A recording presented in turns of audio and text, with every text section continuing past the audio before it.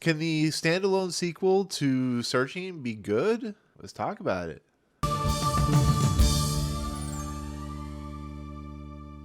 What's going on, everyone? Welcome to Movie Emporium's movie review of Missing, the newest film from director Will Merrick and Nick Johnson. So just make you aware, this is a spoiler-free review of this film. These movies usually have like twists and turns in them, so I don't want to make you worry because this movie hasn't come out yet as of this review. So just be aware, spoiler-free. So Missing is a spiritual sequel, a standalone kind of sequel to Searching. It stars Storm Reid as June. She's an individual that's very much an 18-year-old, very typical what you would expect a teenager to be.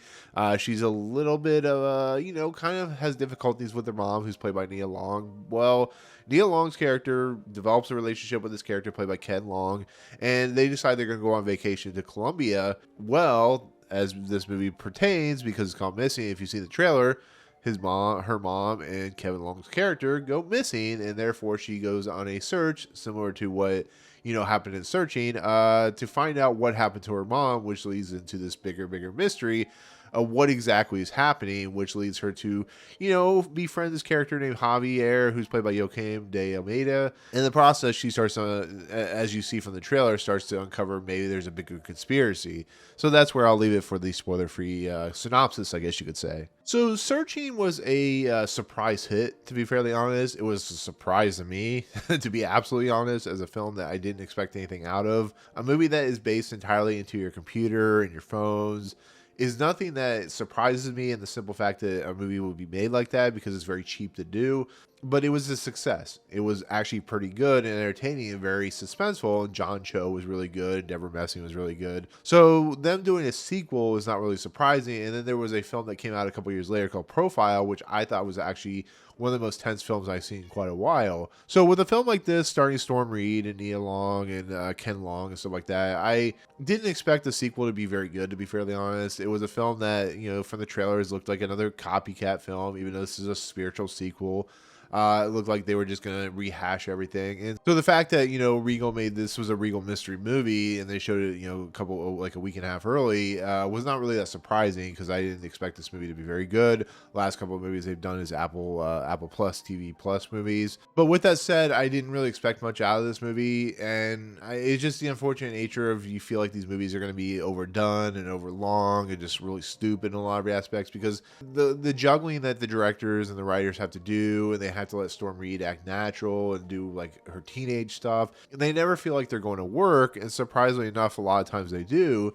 But the question remains, is Missing, in a spoiler-free sense, work? And for the most part, yes, it does. These movies seem to work in every sense of fashion, because I think they're able to craft a really interesting thriller from the use of the computer desk. It is really an interesting concept that I think has been done and executed very, very well in like the 1 or 2, 3 films that I've seen in this genre. And why I think it works is they're able to focus on the characters themselves, allow these characters that kind of feel like they have a daily life, and allow them to just portray themselves in the digital age, in the digital world. And therefore, this movie is actually very entertaining. Yes, it's a little long, but it definitely has moments where you feel for the character. And that really is it's a difficult thing to do, especially with the medium that they're doing it in. But you sit there and watch, and you sit there and just see how, somebody navigates the computer when they're searching for a particular subject, when they're searching in general. The way we use digital technology it's fascinating. The way we use computers is very fascinating, because people get smarter. In this movie, you see how smart Storm Reid's character is, and just kind of searching for the particular things that she needs to search for. So the movie works. It works in that fashion. And when the things start opening up, like they said, like that onion, and the twists and turns start happening, it doesn't feel tacky or tacked on. It feels, like it's fun and entertaining, and it comes to a conclusion that you feel like really works for the movie.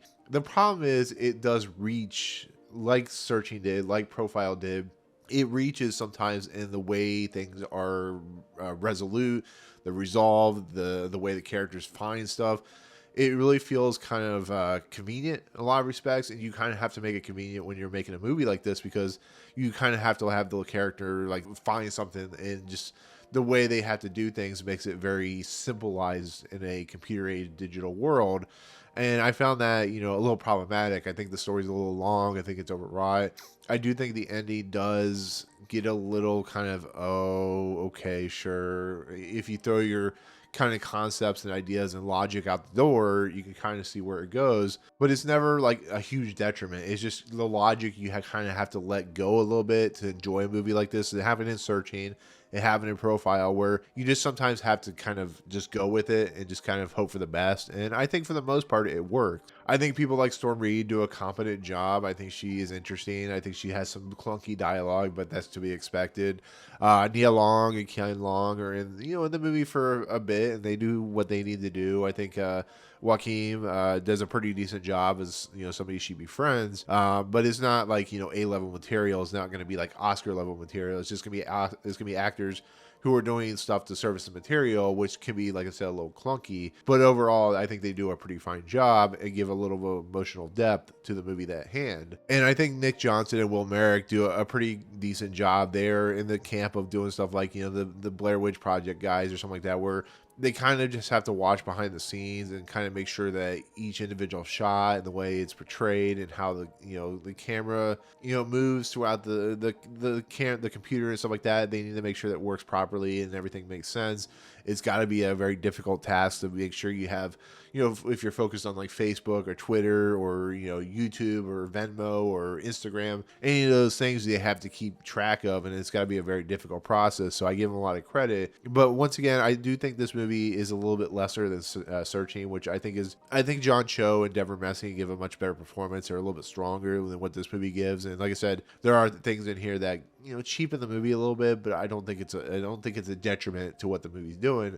I still think it's a very entertaining film for what it's worth. So with that said, that's kind of where I'm going to leave it for my spoiler-free review. I think it's a very entertaining film. I think it does its job. It's not going to be like my top 10 of the year, but I think for a movie that's coming out in January, for what it's doing, what it has done before, and what it's doing now, I think it still works. I really do. I don't think this movie, this genre has outlived its idea and concept. And I think as long as they find something interesting and kind of run with it, I think the movie is a winner in that sort. So overall, I enjoyed Missing. I think it was fun. It was entertaining. It has some cool twists and turns. It's just some of those twists and turns can be a little logical reasoning problems. So anyways, with that said, that is my spoiler-free review of Missing. Thank you so much for watching. Comments below. Are you looking forward to this movie? If you see this movie, what do you think overall? Please don't spoil it because, like I said, it's an early review. Plus, I wanted to do a spoiler review of it. So later on, spoiler-free, spoiler all the way.